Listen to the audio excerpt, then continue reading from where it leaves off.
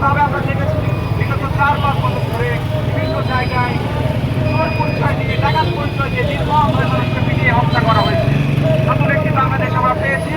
নতুন সেই বাংলাদেশে যেন এই ধরনের বিচার বহির্ভূত হত্যাকাণ্ড আর না ঘটে, সেই জন্য আমি সকলের দৃষ্টি আকর্ষণ করছি এবং প্রশাসন যেন এটি একটি কঠোর ব্যবস্থা গ্রহণ করে এবং পরবর্তীতে যেন এমন ধরনের পুনরাবৃত্তি না ঘটে সে বিষয়ে আমি দৃষ্টি আকর্ষণ করতে চাই। আমাদের ছাত্র ভাইয়েরা দৃষ্টি আকর্ষণ করতে চাই। ইতিমধ্যে আমরা জানতে পেরেছি ঢাকা বিশ্ববিদ্যালয় সে সময় নাকি দুটি ফোন হারিয়ে যাওয়ার ঘটনা ঘটেছিল। সেই ফোন হারিয়ে যাওয়ার ঘটনায় একটি মানুষের প্রাণ চলে যাবে, এই জিনিসটা মারা যায় না। এরপরে আমরা জানতে পেরেছি মানুষটা নাকি মানসিকভাবে বিকারগ্রস্ত ছিল বা মানসিকভাবে সুস্থ ছিল না। এমন মানুষকে যারা পিটিয়ে হত্যা করেছে আমি তাদের সর্বোচ্চ শাস্তি নিশ্চিতের জন্য আহ্বান জানাচ্ছি।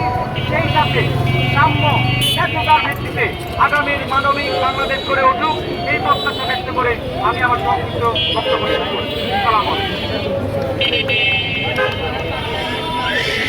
আপনার ইকবাল সান্ধ্যকে আমি তার কিছু মূল্যবান কথা বলার জন্য আহ্বান জানাচ্ছি। আহত আন্দোলনকারী আপনার ইকবাল সান্ধ্যকে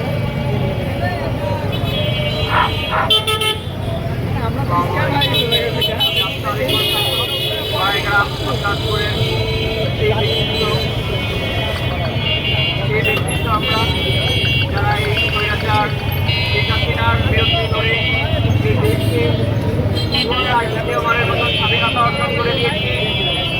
আজকে অনেকেই এই স্বাধীনতা ব্যবহারের করে আমাদেরকে প্রতারণা করছে, অনেকে আমাদেরকে আঘাত করছে।